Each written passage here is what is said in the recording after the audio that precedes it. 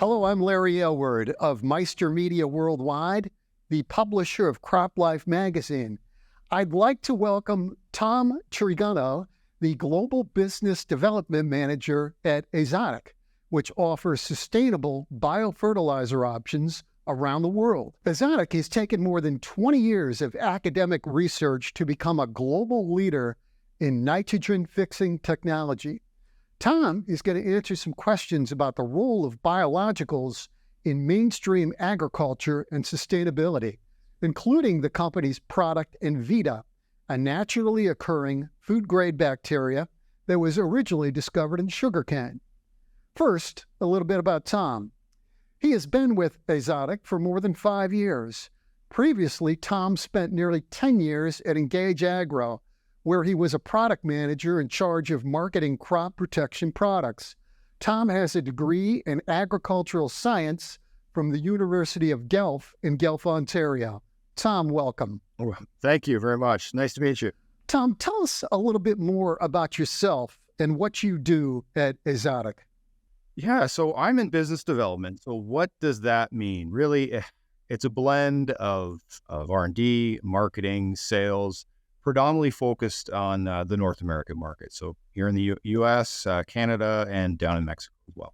Tom, tell us more about the company's Envita technology and the role it plays in agriculture, including what results farmers can expect to see from using Envita. Yeah, so what Envita is really biological systemic nitrogen fixation. So it is a bacteria that allows multiple different crops beyond legumes to fix atmospheric nitrogen.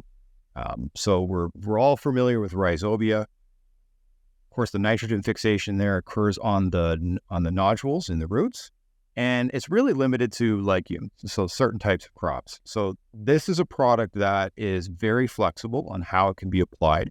It gets into the crop through multiple different pathways. So you can get in through leaves, through the stomata, through the leaf hairs, but also through the roots. So it will fit into many different farming systems. So either if you want to go as a foliar application or in furrow. So how it works is it gets directly inside the plant cells of both the leaves and the roots, and it will multiply as that plant grows.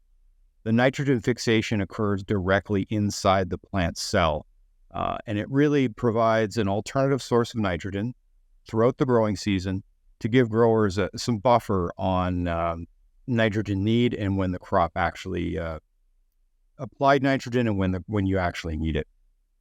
So what do growers see? If I look to say corn, typically we're seeing around a 6 to 8 bushel response when growers do not cut their fertility, which the vast majority do not reduce their fertility. But it does give the growers the option that they can either push for more yield or reduce their fertility and maintain their current yield. Tom, where do you think biologicals are going as the technology relates to mainstream ag? Yeah, it is a growing market. Obviously, the interest is growing as well.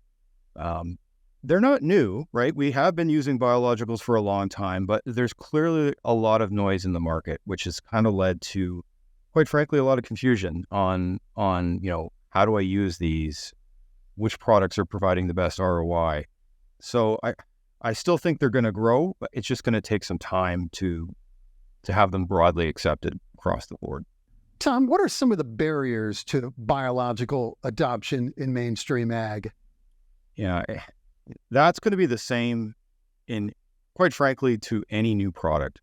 It's going to really results. Growers are going to want to see a consistent return on investment. They're going to want to see it work into their production practices. So, it's real tough to introduce a new product and then ask a farmer to do something different, say it be a different pass or changing their water volumes. Like these are things that are real barriers for grower adoption. Biggest one, of course, being consistent efficacy. They're going to want to see that, not just in 4 or 5 states over. They're going to want to see it in their state. But also, you got to consider the channel as well. I mean, the channel is going to need strong agronomic support. It needs to be a product that's going to fit into their system. It needs to be able to be tank mixed with the pesticides that they'd be throwing, be custom applying with. Shelf life, of course, is a concern. So there are a lot of things that biologicals need to tick off on the box before they're going to be broadly accepted, both on the grower level and with the channel. Tom, what role does sustainability play in biological adoption? Yeah, profitability and sustainability are really linked. If in order to be sustainable, you have to be profitable first. I think obviously biologicals are going to play more of a role. I see them just being another part of the tools that farmers are already doing right now to be sustainable. And I think as we get more educated on them, as more tools become available, I think we're going to start to see more growers looking at these products to make some subtle changes to ultimately both increase their yield and perhaps be a little bit more reductions in their total for input.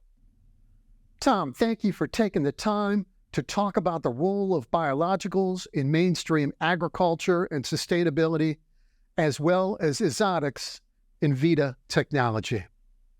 Thank you so much. Appreciate it.